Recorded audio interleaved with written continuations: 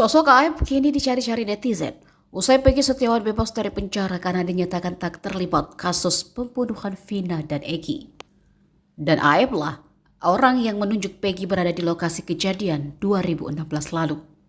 Kini semua mata tertuju pada Aep, termasuk wajahnya tanpa masker. Setiap tampil di media atau TV, Aep selalu memakai masker.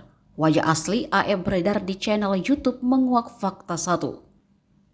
Video itu memperlihatkan diduga potret Aep tanpa masker, disertai sejumlah keterangan terkait sosoknya.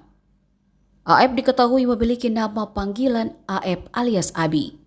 Yang menghebohkan, Aep diduga anggota geng motor, sebab dalam video itu tampak sejumlah fotonya tengah mengenakan jaket bertuliskan XTC.